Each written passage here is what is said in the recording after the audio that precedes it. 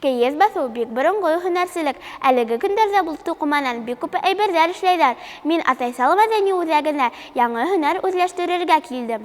Борынгы замандан ук кешеләр кейездән кием, кәрәк-яракта теккәндәр. Хатта тирмәне лә бул туқыманан эшләгәндәр. Кейез басу күп көч, вакыт талап итә. Шуның өчен башта еңелрәк әйбер эшләп карарга булдым. Әзилә Масхар кызы безне бул һөнәргә өйрәтә. Барыһы ла әзер. Эште башлайык.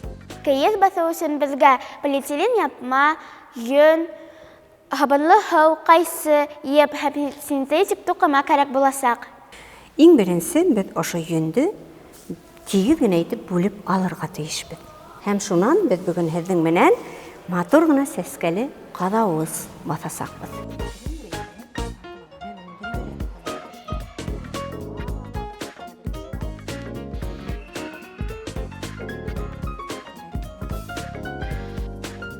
Йөнде ошолай тигез итеп халып беткәс, хәзер өстенән һабынлы һыу менән һаулайбыз.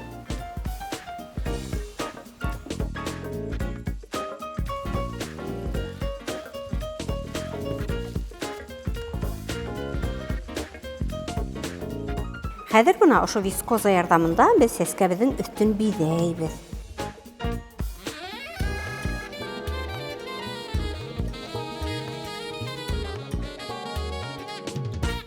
Өстен ошолай япма белән ябып, беразрак һабынлы һыу куеп, ошолай матур гына итеп ышкый башлайбыз. Барыһы ла килеп сыкһын өчен, йөн туқыманы тигез һәм тыгыз итеп бер-беренә һалырга, уларны һабын һылы менән яхшылап һәм узагырак ышкырга кирәк. Буга күп кенә вакыт китә.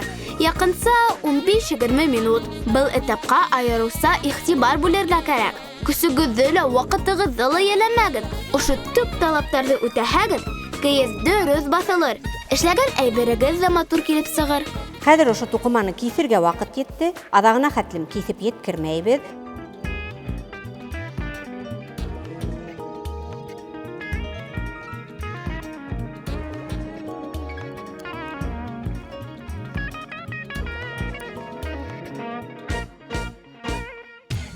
Хәзер инде сәскәбезнең тажларын бергә йыя башлайбыз.